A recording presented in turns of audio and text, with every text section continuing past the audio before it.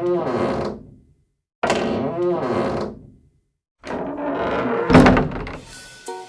News and music में आपका स्वागत है दोस्तों आज हम आपको आपके स्वास्थ्य से जुड़ी और राजस्थान की राजनीति की दो बड़ी खबरें बताने जा रहे हैं।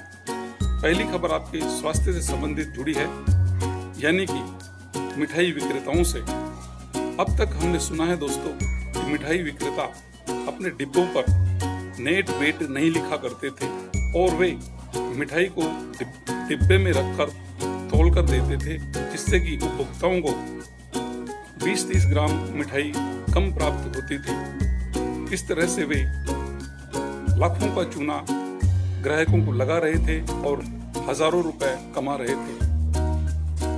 किंतु जब से केंद्र सरकार ने नेट वेट मिठाइयों के डिब्बों पर चस्पा करने के आदेश दिए हैं, ठीक उसी तरह अब केंद्र सरकार के फूड सेफ्टी एंड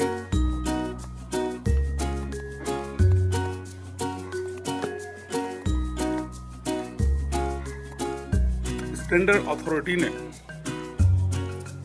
आदेश जारी किए हैं कि अब मिठाई के ऊपर मिठाई की बनाने की अंकित डेट डालनी होगी और यह भी लिखना होगा कि वे इस मिठाई को कब तक खा सकते हैं, यानी कि मिठाई के डिब्बे पर वह मिठाई कब बनाई गई और उसे कब तक प्रयोग में आप ला सकते हैं। जी हाँ दोस्तों, अब तक मिठाई विक्रेता सड़ी गली बासी मिठाइयाँ उपभोक्ताओं को दे देते थे और वे इस तरह से पब्लिक के उपभोक्ताओं के स्वास्थ्य के साथ खिलवाड़ कर रहे थे।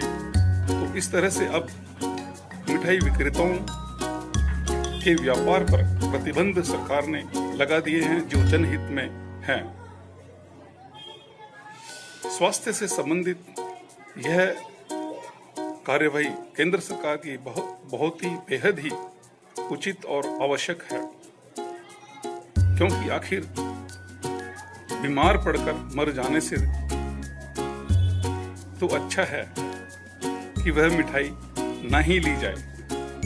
इस तरह से मिठाई विक्रेताओं पर पाबंदी केंद्र सरकार ने लगाई है और कार्यवाही के एवज में उनका सामान, माल, मिठाई वगैरह जब्त की जा सकती हैं और उनका लाइसेंस रद्द किया जा सकता है या उन पर लीगली कार्यवाही भी की जा सकती है। तो उम्मीद है दोस्तों यह स्वास्थ्य संबंधित जानकारी आपके हित की है और जरूर आपके काम आएगी। दूसरी सबसे बड़ी खबर है कि राजस्थान में सियासी भूचाल आया हुआ है। राजस्थान की गहलोत सरकार बहुमत साबित करने के लिए राज्यपाल श्री कलराज मिश्र के पास पहुंची और राजभवन में जाकर राज्यपाल जी को विधानसभा सत्र बुलाने के लिए दबाव डालती रही। अब यह केंद्र और राज्यपाल के पाले में है कि वे विधानसभा सत्र बुलाते हैं या नहीं। दोस्तों, इसी कड़ी में एक नया ट्विस्ट आ सकता है, क्योंकि मार्च 2020 में बहुजन समाजवादी पार्टी के 6 विधायक टूटकर कांग्रेस में शामिल हुए थे, यानी कि गहलोत सरकार ने बहुजन समाजवादी पार्टी के 6 एमएलएस को तोड़कर कांग्रेस में शामिल किया था।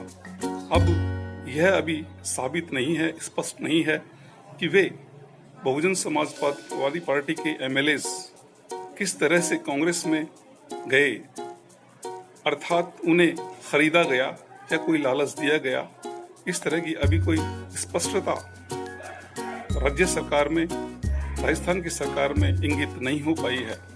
किंतु ट्विस्ट मोड़ यही है कि बीजेपी के एमएलए मदन दिलावर ने 6 एमएलए के कांग्रेस में विलय के खिलाफ स्पीकर के समक्ष दायर उनकी याचिका में कार्यवाही नहीं होने को हाई कोर्ट में चुनौती दी है।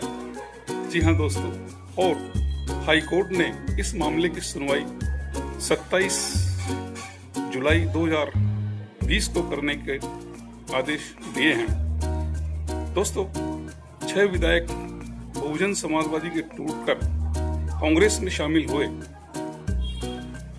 इसी को लेकर मदन दिलावर जी ने स्पीकर सीपी जोशी के समक्ष याचिका या प्रार्थना पत्र प्रस्तुत किया था कि इन एमएलएस को अयोग्य करार दिए जावे, किंतु स्पीकर ने